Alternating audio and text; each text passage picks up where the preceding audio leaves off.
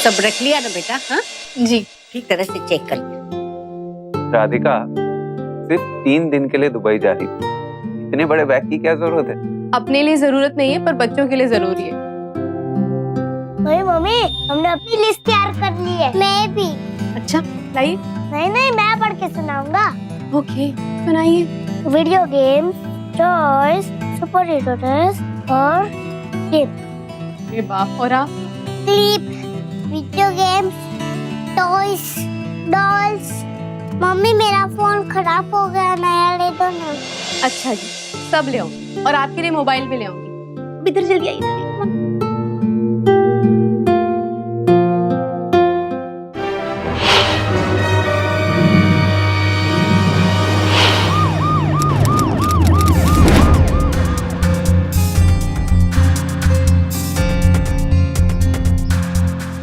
इन car से clear हो जाता है कि राधिका इस कार में थी और उनका एक्सीडेंट हो गया।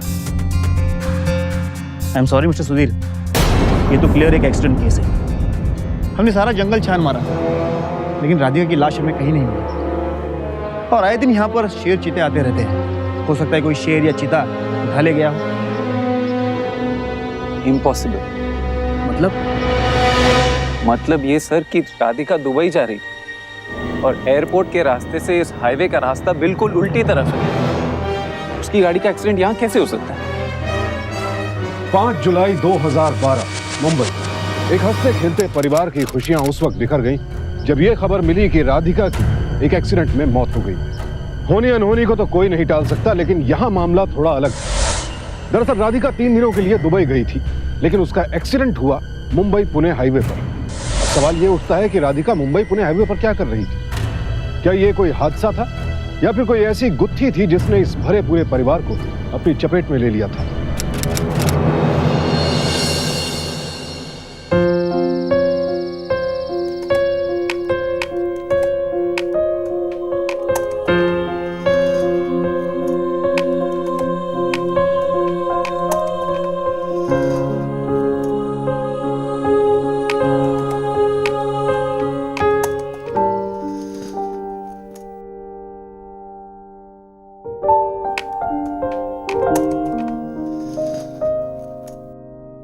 राधिका 2 बज गए यार, बंद करो। क्या करूं बट वो दुबई वाली प्रेजेंटेशन भी तो बनाना है ना। हमारी कोई पर्सनल लाइफ भी है या नहीं? पिछले 5 महीने से देख रहा हूँ मैं, तुम किसी ना किसी प्रोजेक्ट को लेकर इतनी बिजी हो जाती हो। ये लैपटॉप तो तुम्हारे ज्यादा साथ रहता है। हाँ बट काम भी तो करना पड़ेगा ना। Can't help it. कुछ तो पर्सनल टाइम भी होता है ना, कि नहीं होता है? होता है कि नहीं होता है?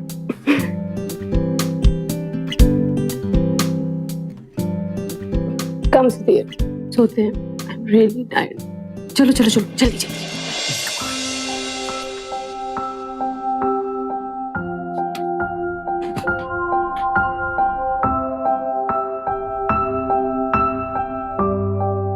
अच्छा बाय द वे, वो जो तुम्हारे बिजनेस प्लान के लिए ऑस्ट्रेलियन क्लाइंट से मीटिंग थी वो कल ही है ना? थी, पोस्टपोन हो गई अगले हफ्ते तक के लिए।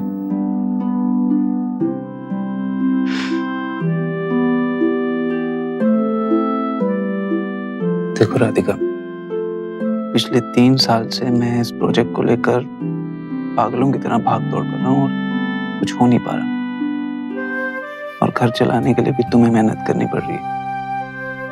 But I hope you understand. I'm genuinely working very very hard. और इस बार इन्वेस्टर ले आऊंगा, और एक बार ये प्रोजेक्ट शुरू हो गया तो हमें पीछे मुड़कर देखने की जरूरत नहीं पड़ेगी। मैं जानती।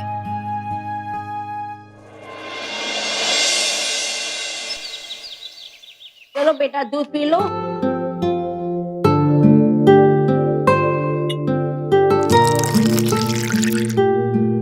अच्छा सुधीर, मैं आज लेट हो जाऊंगी तो डिनर के लिए मेरा वेट मत करिएगा। आज फिर मैंने सोचा था आज हम लोग कुछ टाइम साथ में स्पेंड कर लेंगे। यार तुम्हारे इस दुबई के प्रोजेक्ट की वजह से पिछले 5 महीने से तुम इतनी बिजी हो कि not got any time together. I know, but क्या करूँ, वो क्लाइंट के साथ डिनर है, so I just can't avoid that. ठीक है। माँ जी, मैंने मेड को फोन कर दिया है, आपको जो भी खाना होगा आप बनवा लीजिएगा। ठीक है बेटा, तुम चिंता मत करना। अच्छा अंश एंड दिव्या, आज पापा आपको स्कूल ड्रॉप कर देंगे, मम्मा मीटिंग के लिए लेट हो रही होगी। बाय।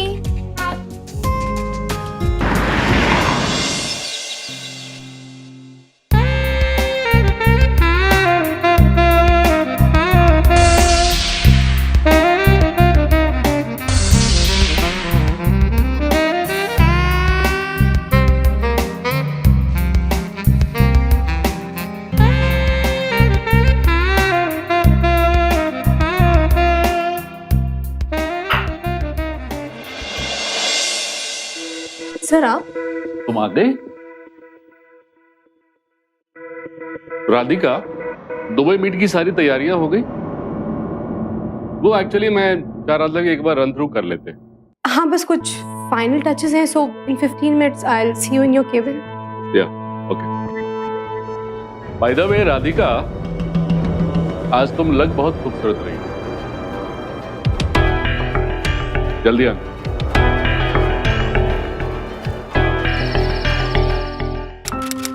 सब रख लिया ना बेटा? हाँ जी। ठीक तरह से चेक कर लिया।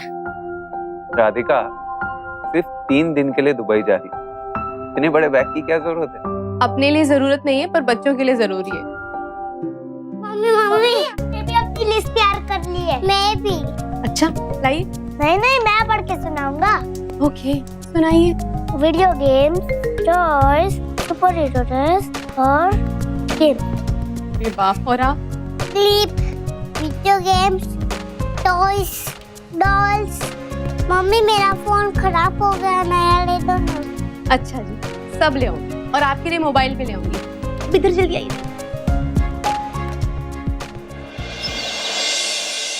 हाँ मैं रेडी हूँ, बस तुम टाइम पर पहुंच जाना। अच्छा सुनो, मैं बाद में कॉल करती हूँ आप। बाय। ओहो, आप दोनों तो रेडी हो गए। सो किसने रेडी किया आपको आज? दादी ने तो टाई बांध के रखा, तब भैया ने टाई बांधा। ऐसे नहीं बोलते बदमाश बच्ची। अच्छा सुनो, आप दोनों दादी को बिल्कुल तंग नहीं करेंगे, ओके? वो थोड़े दिन के लिए आई है, तो आप दोनों उनकी हेल्प करेंगे ना, ठीक है? अब से आपको पापा होमवर्क करवाएंगे, फाइन? बट नो शैतानी। और टिफिन बॉक्स बिल्कुल खत्म होना चाहिए। हाँ ना, अगर घर पर आया ना तो मम्मा गुस्सा हो जाएंगी। ओके? Yup, okay. चलो अब आप दोनों स्कूल जाएं, ठीक है? बाय।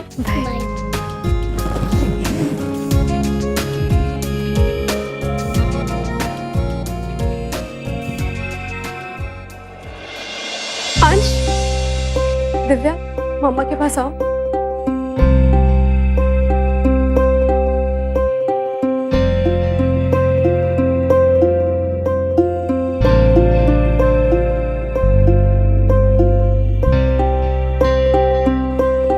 मम्मा आप दोनों को बहुत प्यार करती है। मैं भी करता हूँ, और मैं भी करती हूँ।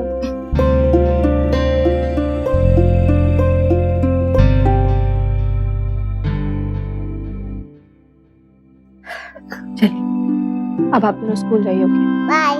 Bye bye. बाय। क्या हुआ? ये रोके ना? I am fine. टैक्सी क्यों बुलाई? मैं ही तुम्हें छोड़ रहा था ना। इट्स ओके सुधीर, मैं अकेली टैक्सी में जा सकती हूँ। अच्छा सुनो, अपना ध्यान रखना। I'll miss you. I'll miss you too. एक परिवार को एक साथ बांध कर रखने का काम एक महिला से बेहतर कोई नहीं कर सकता। कुछ ऐसा ही इस परिवार के साथ भी था। परिवार का पूरा दारोमदार राधिका पर था। सुधीर पिछले 3 सालों से अपनी नौकरी छोड़कर खुद का बिजनेस शुरू करने की कोशिश में था। उसकी कोशिश ईमानदार थी, लेकिन हर बार किसी न किसी कारणवश वो असफल हो जाता था। लिहाजा पिछले 3 सालों से घर का पूरा खर्च राधिका ही चला रही थी। लेकिन मुंबई जैसे महंगे शहर में घर के एक सदस्य की कमाई से जीवन निर्वाह करना बेहद मुश्किल काम, और इसीलिए कभी कभी राधिका से बातचीत करने के बाद सुधीर को लगता था कि वो फिर से नौकरी कर ले। लेकिन नौकरी मिलना इतना आसान भी नहीं। बहरहाल हालात जैसे भी हो, ये परिवार अब भी खुशहाल था। लेकिन हालात को बदलते और परिस्थितियों को कठिन होते कभी भी देर नहीं लगती। और आखिरकार वो दिन आ पहुंचा जब राधिका वापस लौटने वाली थी। सुधीर बच्चों को साथ लेकर राधिका को लेने पहुंचा।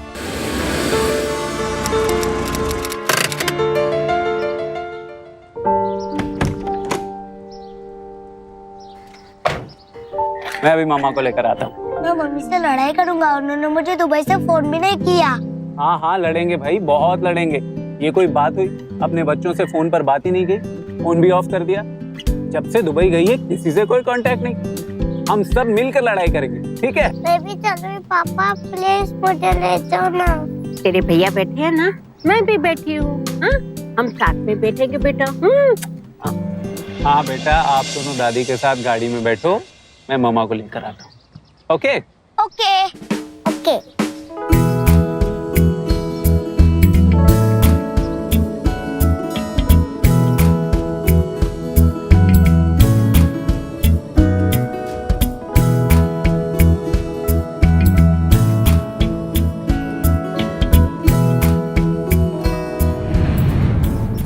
पापा बोलो ना मम्मा का है। मम्मा क्यों नहीं? The number you are trying to call is currently switched off. कहाँ चली गई राधिका? फोन भी स्विच ऑफ है। क्या करूं?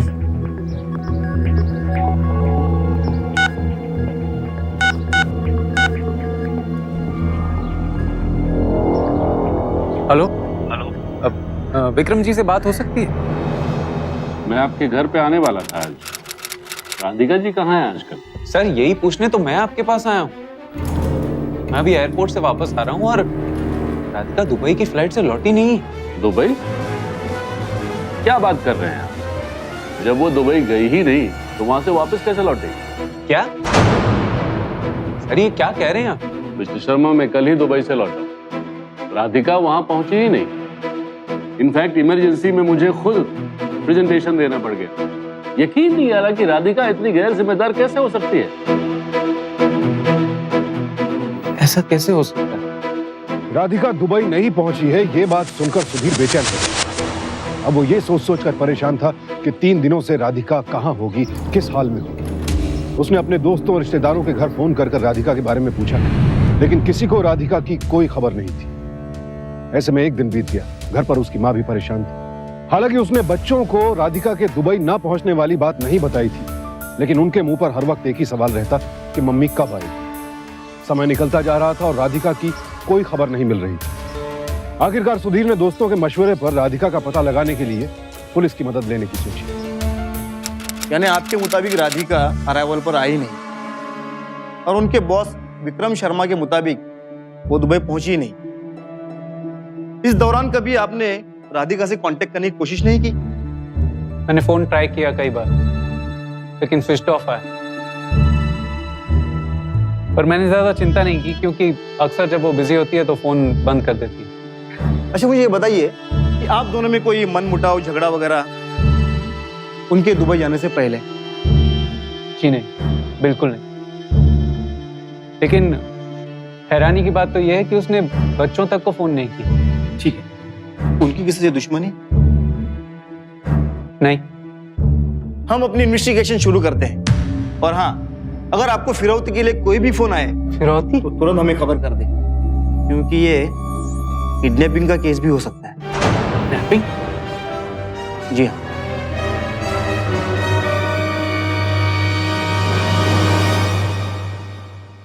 ये मोबाइल बंद हो गया, कैसे बात करूं मम्मी से?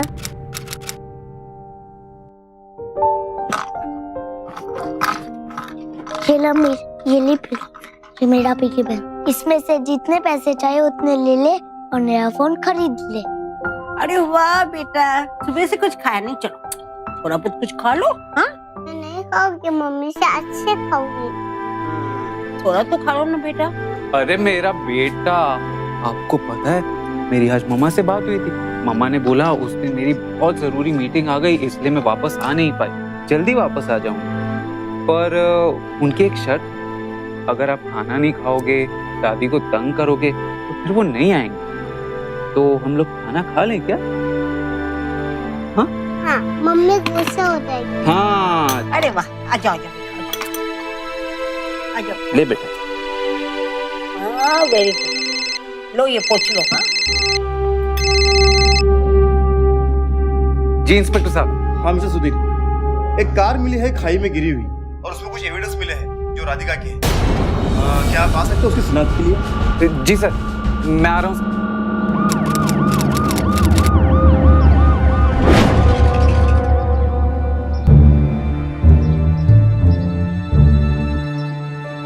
इन कार से क्लियर हो जाता है कि राधिका इस कार में थी और उनका एक्सीडेंट हो गया। I am sorry mister Sudhir, ये तो क्लियर एक एक्सीडेंट केस है। हमने सारा जंगल छान मारा लेकिन राधिका की लाश हमें कहीं नहीं मिली। और आए दिन यहाँ पर शेर चीते आते रहते हैं। हो सकता है कोई शेर या चीता उठा ले गया हो। इम्पॉसिबल। मतलब ये सर कि राधिका दुबई जा रही है और एयरपोर्ट के रास्ते से इस हाईवे का रास्ता बिल्कुल उल्टी तरफ है। उसकी गाड़ी का एक्सीडेंट यहाँ कैसे हो सकता है? इस गाड़ी के बारे में कुछ पता चला आपको? सर, गाड़ी के बारे में पता चल गया। गिरा ट्रेवल्स के नाम से रजिस्टर्ड है ये, और इसके ड्राइवर का भी पता चल गया है। गुड। साहब, सलीम अहमद मैं ही हूँ, पर मुझे यहाँ क्यों लाया गया साहब? पहले तुम ये बताओ, गाड़ी का एक्सीडेंट हो गया। एक्सीडेंट हो गया? हाँ, गाड़ी खाई में गिर गई और तुम बिना किसी कंप्लेंट के, बिना किसी चोट के घर में आराम से बैठे थे। या अल्लाह, मैं बर्बाद हो गया साहब। मेरी नौकरी चली जाएगी साहब। साहब, गाड़ी की मैंने 7 दिनों की बुकिंग कराई थी साहब। कोई गौतम नाम के साहब ने गाड़ी बुक की थी साहब। पहले दिन तो मैंने गाड़ी ड्राइव की, पर दूसरे दिन उन्होंने मुझे 25,000 रुपये दिए और कहा कि गाड़ी बाकी दिन वही ड्राइव करेंगे। और मुझे कहा कि मैं कोई फिक्र न करूं और मुझे 4-5 दिन बाद गाड़ी सही सलामत मिल जाएगी साहब। बस साहब, मैं उन्हीं पैसों की लालच में आ गया साहब। साहब, बहुत बड़ी गलती हो गई साहब। गाड़ी कौन सी तारीख को दी थी? साहब, 30 तारीख को। उस दिन वो अकेला था या उसके साथ कोई और भी था? साहब, वो अकेला ही था। और इससे गौतम का हुलिया ले लो। Yes sir. मिस्टर सुधीर, आप या राधिका जी किसी गौतम नाम के आदमी को जानते हैं? नहीं सर। ये गौतम जो कोई भी है, उसने गाड़ी रेंट पर ली और उस गाड़ी के ड्राइवर का उसने भरोसा भी जीता। और वारदात वाले दिन गाड़ी खुद लेकर उसने राधिका को पिकअप किया और ये वारदात हुई। सर, मुझे लगता है अगर हम गौतम को ढूंढ सकते हैं तो राधिका भी मिल जाएगी। सॉरी मिस्टर सुधीर, मैं आपकी उम्मीद तोड़ रहा हूँ, लेकिन गाड़ी हमें जिस हालात में मिली थी उससे ये नहीं लगता कि उसमें से कोई बचा हो और लाश का भी कोई ठिकाना नहीं। उम्मीद सिर्फ इतनी है कि एक्सीडेंट वाले साइड से गाड़ी के अंदर जो हमें ब्लड सैंपल मिले, उसकी रिपोर्ट से हमें ये पता चल सकता है कि गाड़ी के अंदर 2 लोग मौजूद थे या एक।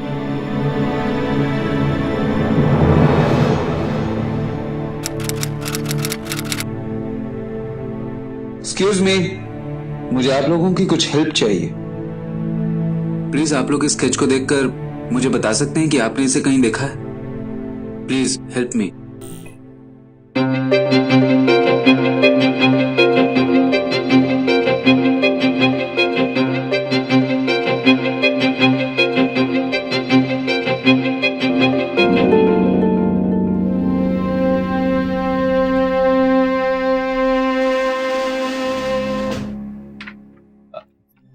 आपने देखा है कभी इनको? सर, इस आदमी को तो मैं नहीं जानता, लेकिन इतना जरूर जानता हूँ कि राधिका मैडम एक बहुत अच्छी औरत थी। उन्होंने अपने पैसे से मेरी बेटी की शादी करवाई थी। उनके बारे में सुनकर मुझे काफी दुख हुआ। राधिका का इस ऑफिस में किसी के साथ? नहीं नहीं नहीं, क्या है, औरत जात है, जितने मुंह इतनी बातें होती है। राधिका मैडम बहुत सुलझी हुई औरत थी। इस रिपोर्ट के हिसाब से जो खून गाड़ी के अंदर मिला है वो राधिका का है। हो सकता है जब एक्सीडेंट हुआ उस वक्त राधिका गाड़ी में अकेली थी, या फिर उस गौतम ने राधिका को किडनैप किया। हो सकता है उनके साथ कोई अश्लील हरकत की, फिर उनका मर्डर करके गाड़ी को खाई में धकेल दिया। लेकिन ये भी तो हो सकता है ना कि किडनैपर ने राधिका को चोट पहुंचाई हो और ये खून वही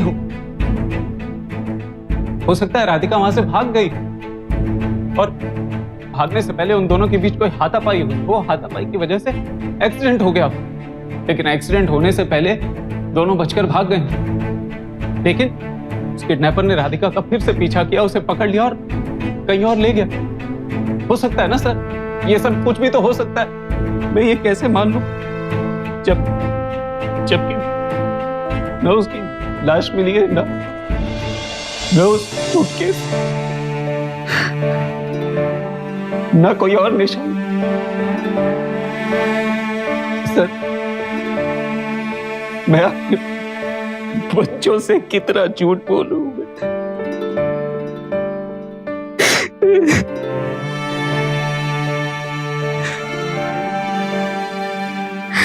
कितना झूठ बोलूं मैं उनसे।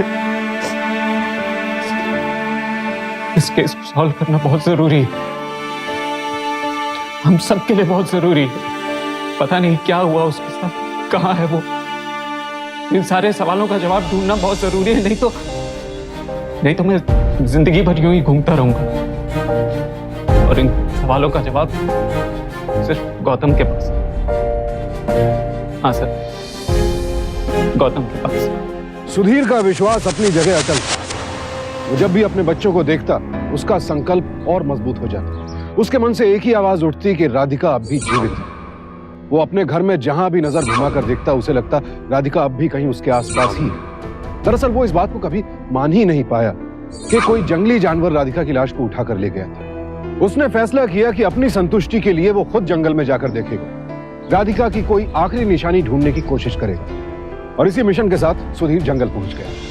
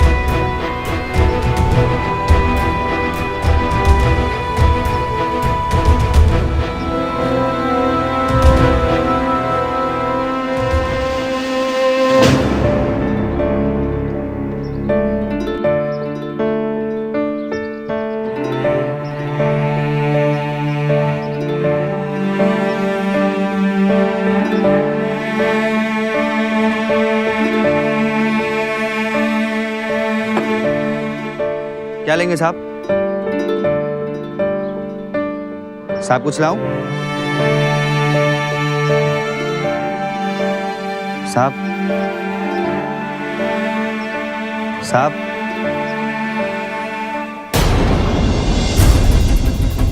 ये मोबाइल कहां से आया तेरे पास? साहब ये फोन मेरा है साहब। मेरा है? मेरी बीवी का मोबाइल है, ये कहां से आया तेरे पास? बोल, कहां छुपा के रखा मेरी बीवी को? साहब ये फोन साहब मेरा नहीं है साहब, मैं तो जंगल की तरफ गया था जब कार का एक्सीडेंट देखा साहब। निकाल इसको। पुलिस को भी मैंने फोन किया साहब, और जब ऊपर की तरफ आ रहा था तब ये मुझे झाड़ में पड़ा हुआ मिला साहब। साहब बस मुझे कुछ नहीं पता साहब। वहाँ कोई लाश मिली थी तुझे? नहीं साहब, वहाँ पे कोई लाश नहीं मिली और ना ही इस फोन के अलावा मैंने कुछ उठाया साहब, कसम से साहब। साहब आप ये फोन ले लो साहब, मुझे छोड़ दो साहब, मुझे कुछ नहीं पता साहब। साहब मुझे एक्सीडेंट के बारे में कुछ नहीं पता साहब। साहब राधिका का मोबाइल मिलने से सुधीर के मन में एक उम्मीद जागी। उसे लगा कि अब इस फोन पर किए आखिरी कॉल्स या मैसेजेस से उसे राधिका का कुछ तो पता चल जाएगा। लेकिन उसकी ये उम्मीद भी टूट गई क्योंकि राधिका के मोबाइल का पूरा डेटा डिलीट हो चुका था। तभी सुधीर को एक और विचार आया। उसने राधिका के ईमेल अकाउंट और सोशल नेटवर्क साइट्स का पासवर्ड क्रैक करवाने की सोची कि कहीं उन पर आए मैसेजेस और मेल्स से राधिका की कुछ इंफॉर्मेशन मिल सके।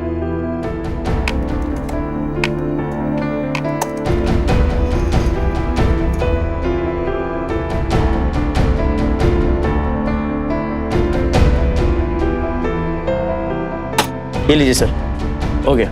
हो गया? हाँ, मैम का ईमेल अकाउंट खुल गया है और ये रहा उसका पासवर्ड। मैं चलता हूँ, आपका काम तो हो गया। Thank you so much sir.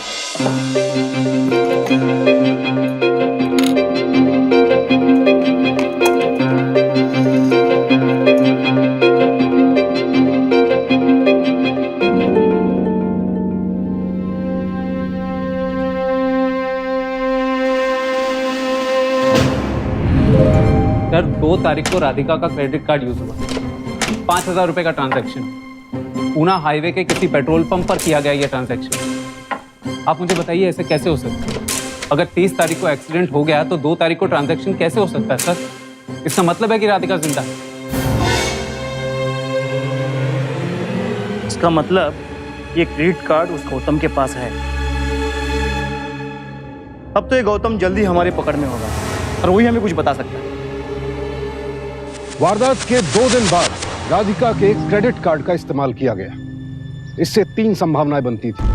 पहली ये कि शायद राधिका ने खुद ही अपने क्रेडिट कार्ड का इस्तेमाल किया। दूसरी, राधिका उस गौतम के कब्जे में थी और गौतम ने जबरन उसके क्रेडिट कार्ड का इस्तेमाल किया। और तीसरी, शायद गौतम ने राधिका की हत्या कर दी थी और उसके पास से मिले सामान में राधिका का क्रेडिट कार्ड भी था जिसे अब वो इस्तेमाल कर रहा था। लेकिन इन संभावनाओं के अलावा भी कई सवाल थे जो सुधीर के मन में घूम रहे थे। पहला यह कि अगर राधिका को अगवा किया गया था तो गौतम ने अब तक उससे फिरौती की मांग क्यों नहीं की थी, और अगर राधिका जीवित थी तो वो सुधीर से बात करने की कोशिश क्यों नहीं कर रही थी। सवाल पर सवाल, पहेली उलझती जा रही थी। लेकिन इस सब के बीच एकमात्र सकारात्मक बात यह थी कि सुधीर का विश्वास अब और भी प्रबल हो गया। उसके दिल में बार बार यही बात उठ रही थी कि हो ना हो राधिका जीवित है।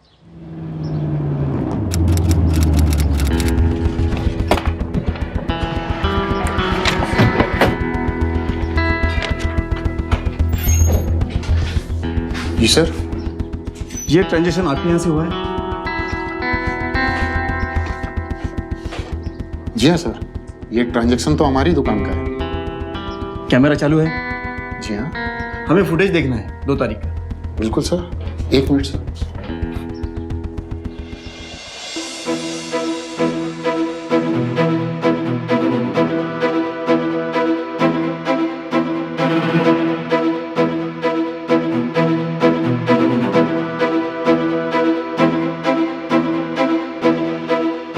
पॉज करो ये।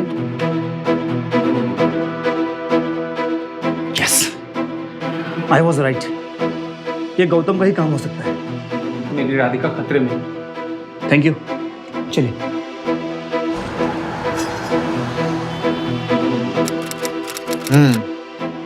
अभी तक तो इस नाम और शक्ल वाला आदमी कहीं भी नहीं मिला। वाघमरे, तुम्हें क्या लगता है कि ये आदमी पुणे में ही होगा?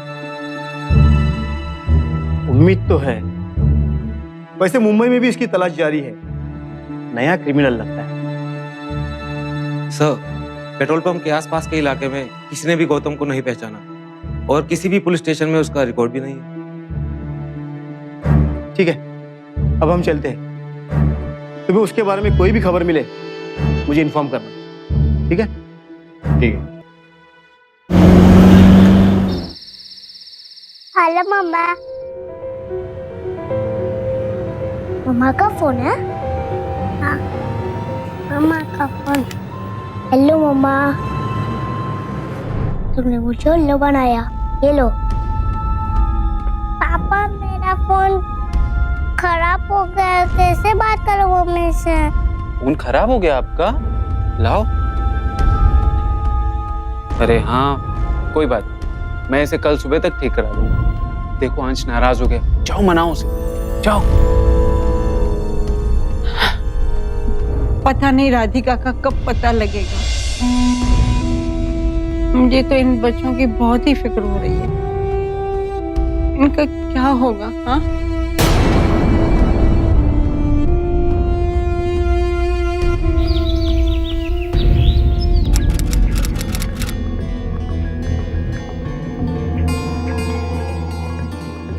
राधिका की सारी फ्रेंड लिस्ट चेक कर ली, किसी की भी शक्ल इस गौतम से नहीं मिलती।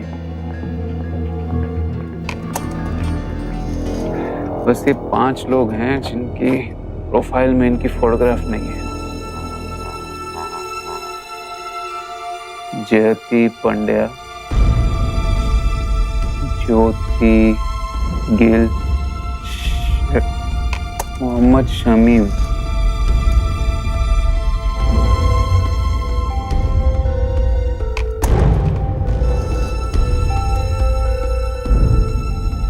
ऋषभ श्रीवास्तव,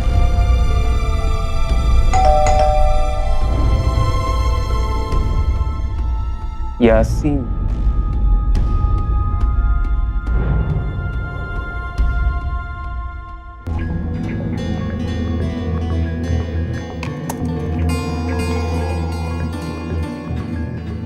बेटा कोई आया था, ये पैकेट देकर गया। दिव्या का फोन दिया था रिपेयर करने के लिए, वही होगी।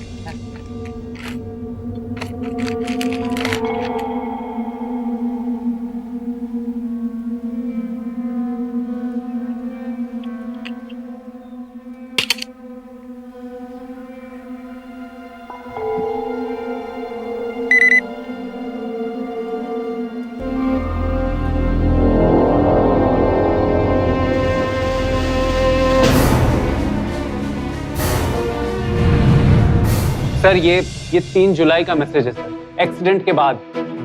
ये नंबर राधिका का नहीं है सर, बट इससे क्लियरली साबित होता है कि राधिका जिंदा है।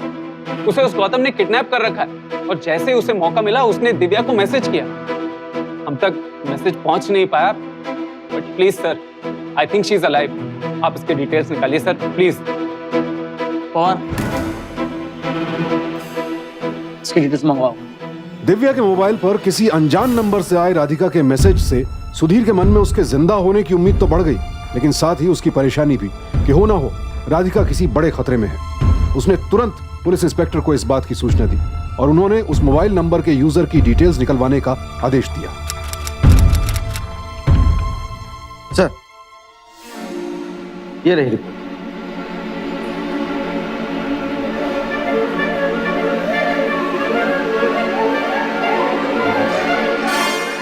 इसी ऋषभ श्रीवास्तव के नाम पे रजिस्टर्ड है। ऋषभ श्रीवास्तव और रजिस्ट्रेशन पुणे का है। ऋषभ श्रीवास्तव, ऋषभ श्रीवास्तव सर, ये तो राधिका के फ्रेंड लिस्ट में था। हाँ, और इसका कोई प्रोफाइल पिक्चर भी नहीं था। ओह गॉड, पहले गौतम अब ऋषभ श्रीवास्तव। कोई बहुत बड़ी प्रॉब्लम है sir, but I am sure Radhika जिंदा है और किसी न किसी बड़ी मुसीबत में फंसी हुई है। प्लीज सर इसके डिटेल्स निकलवाइए सर प्लीज। और मोबाइल कंपनी से ऋषभ के डॉक्यूमेंट्स मंगवाओ। इसी बेसिस पर उसे सिम कार्ड इशू किया गया होगा। डॉक्यूमेंट में उसकी फोटो आइडेंटिटी होगी तो सब कुछ क्लियर हो जाएगा। ये देखिए सर, ये देखिए इन फोटोग्राफ्स को। मुझे पहले से ही शक था कि गौतम और ऋषभ एक ही आदमी है। मुझे लगता है कि कोई बड़ा कांड करने वाला है सर। राधिका की जान को खतरा है, प्लीज जल्दी कुछ कीजिए। इसके नए नंबर से हमने इसके एड्रेस को टैप कर लिया है। अब तो कुछ उम्मीद भी नजर आ रही है। जो भी हो, राधिका के गायब करने के पीछे की मिस्ट्री हम जल्दी सॉल्व कर लेंगे।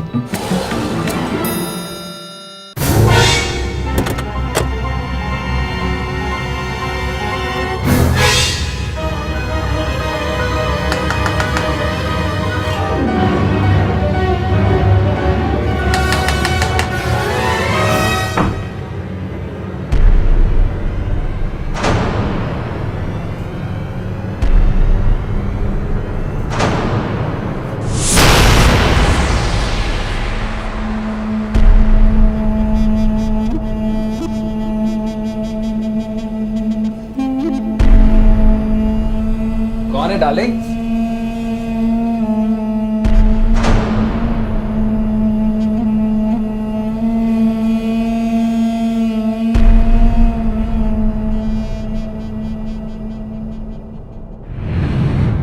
इतनी बड़ी साजिश, एक बार बच्चों के बारे में तो सोच लेती।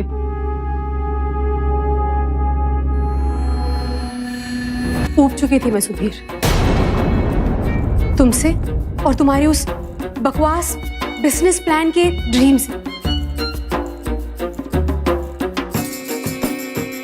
रोज रोज काम कर करके और घर पे बच्चे संभाल संभाल। क्या था हमारी लाइफ में? एक छुट्टी थी, इतनी सेविंग्स थी कि हम एक भी फेस्टिवल अच्छे से सेलिब्रेट कर पाए। एक खर्चा खत्म नहीं होता था और दूसरा सामने खड़ा होता।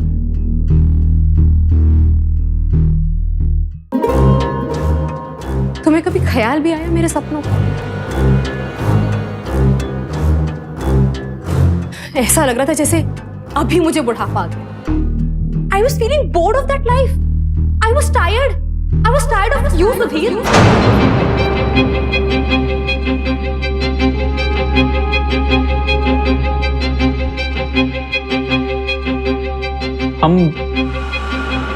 हम इस बारे में बात कर सकते थे राधिका। जब मुझे तुम्हारे साथ रहना ही नहीं था तो बात करके करती क्या? I needed real love. कोई ऐसा चाहिए था मुझे जो मेरा ख्याल रखे, जो मुझे फिर से यंग फील कर।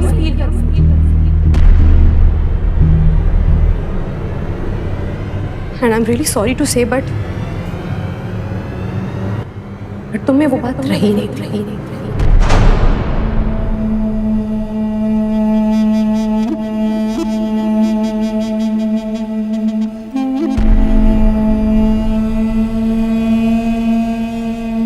कब से चल रहा था ये सब? पिछले 6 महीनों से।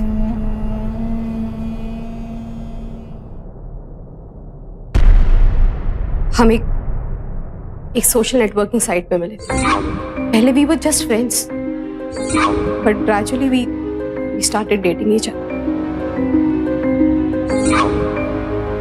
ऋषभ ने मुझे वो सब कुछ दिया जो मैं चाहती।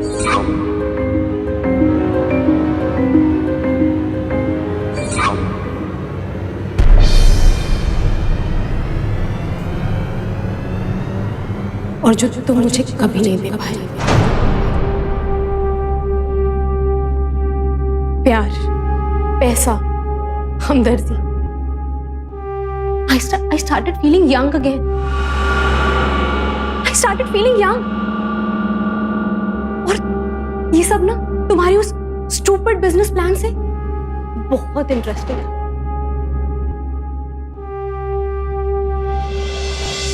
हम सारी रात चैट करते और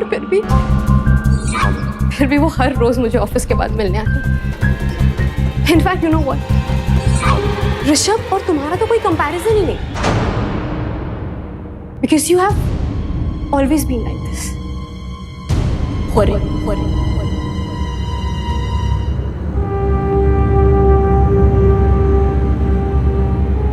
धीरे धीरे हम दोनों एक दूसरे के साथ ज्यादा टाइम स्पेंड करने लगे। एंड देन वी रियलाइज्ड कि हमें इस रिलेशनशिप को आगे ले जाना चाहिए। और तभी हमने डिसाइड किया कि हम घर छोड़कर भाग जाएंगे। अगर मुझे बच्चों का ख्याल नहीं आता तो मैं कभी ये फेक एक्सीडेंटल डेथ प्लान ही नहीं करती। मैंने तो सिर्फ इतना सोचा था कि जब उन्हें इस एक्सीडेंट के बारे में पता चलेगा तो वो यही सोचेंगे कि इस एक्सीडेंट में उनकी मम्मा की डेथ हो गई, और इसी सोच में वो पूरी जिंदगी निकाल दी। पर तुम तो दुबई गई थी ना?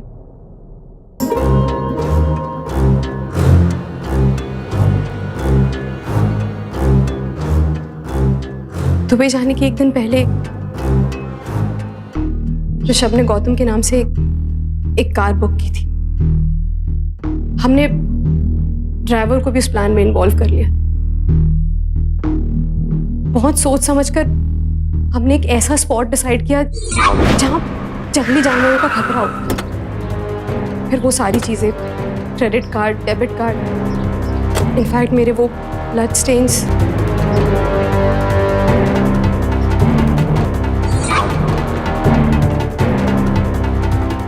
वो भी हमारा ही प्लान था। और इसके बाद हमने उस कार को खाई में धकेल दिया।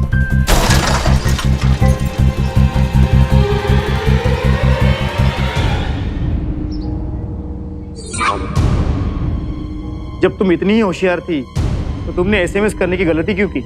क्योंकि मैं अपने बच्चों को मिस कर रही थी। पहले कुछ दिन तो मैंने अपने इमोशंस बहुत कंट्रोल किए, पर जब उसे नहीं रहा गया तो मैंने ऋषभ के फोन से दिव्या को मैसेज कर दिया, और बस यही मुझसे सबसे बड़ी गलती हुई। और फिर जब मैंने ऋषभ को ये बताया तो उसने अपना नंबर चेंज कर दिया।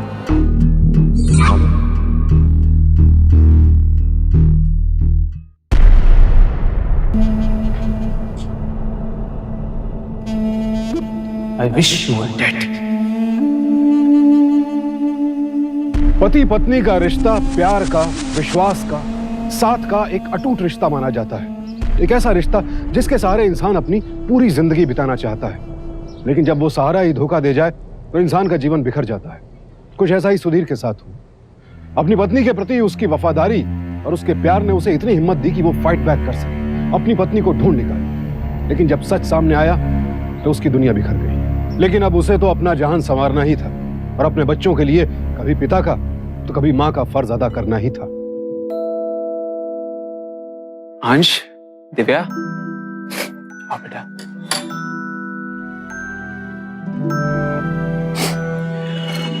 बेटा, मैं आपके मामा के पास गया था उनको लेने के लिए। मैंने उनसे कहा कि छोटी सी दिव्या और अंश आपको बहुत याद करते, लेकिन मम्मा ने कहा कि वो नहीं आएगी। आपकी मम्मा मर गई बेटा। लेकिन आप लोग चिंता नहीं करना, पापा कहीं नहीं जाएगा। यह घटना अपने आप में बेहद अनूठी है। एक पति अपनी पत्नी से बेइंतहा प्यार करता है, लेकिन पत्नी सारी हदों को तोड़कर सामाजिक और पारिवारिक बंधनों को भुलाकर एक नया जीवन चाहती है। और इस नए जीवन की लालसा में राधिका इस हद पर उतर आई कि उसने खुद ही अपनी झूठी मौत की साजिश रच डाली। राधिका को धोखाधड़ी, चालबाजी और मरने के नाटक की साजिश के लिए आईपीसी की धारा 120B के तहत आपराधिक षड्यंत्र के अपराध में 2 साल कैद की सजा सुनाई गई। और गौतम उर्फ ऋषभ को एक शादीशुदा महिला के साथ अनैतिक संबंध रखने के लिए धारा 497 और आपराधिक षड्यंत्र में राधिका का साथ देने के लिए धारा 120B के तहत 5 साल कैद की सजा सुनाई गई और जुर्माना भी भरना पड़ा। सावधान इंडिया की यही कोशिश रहती है कि इन घटनाओं के जरिए आपको सावधान किया जाए, ताकि आप रहें चौकन्ने, क्योंकि ना जाने कब, कहां और किस छलावे की आड़ में लिखी जा रही हो जुर्म की एक नई दास्तान। इसीलिए सावधान रहें, सतर्क रहें, सुरक्षित रहें। इसी उम्मीद के साथ अब मैं सुशांत सिंह आपसे विदा लेता हूं। फिर मुलाकात होगी ऐसी एक और सत्य घटना के साथ। देखते रहें सावधान इंडिया, इंडिया फाइट्स बैक। तो सावधान।